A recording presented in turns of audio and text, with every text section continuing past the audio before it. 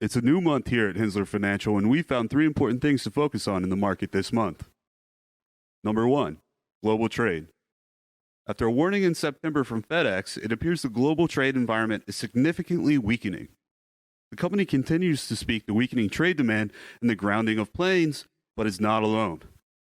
Shipping giant Maersk, the world's largest owner of container ships, spoke to dark clouds on the horizon in their recent report.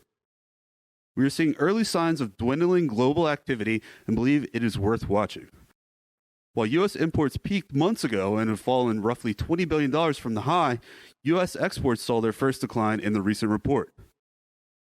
As large U.S. companies generate roughly 40% of revenues overseas, weakening trade may be a sign of softening global demand. Number two, red ripple. While votes are still being counted, it appears that the expected red wave may turn out to be more of a ripple. It appears that any Republican majority is likely to be narrow, which may prove to be an attractive outcome for markets. Corporate tax increases and/or large fiscal spending packages are likely off the table. Additionally, with a narrow majority for the Republicans, it is less likely that we see a debt ceiling debacle from Congress. While participants on both sides of the aisle probably would have liked to see a different outcome, this removes any large changes in fiscal policy from the outlook. Following the elections, it looks like we may return to a world in which Jay Powell and the Fed is the only game in town. Number three, COVID-0.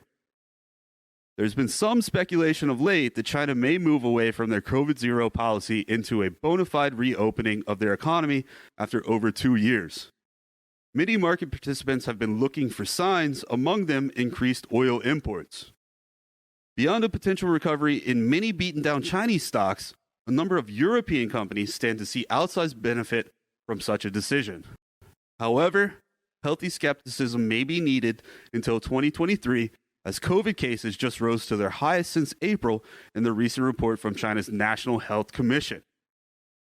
We encourage investors to watch these developments out of China closely, as it could be a wild card in the coming months as a positive catalyst for global growth.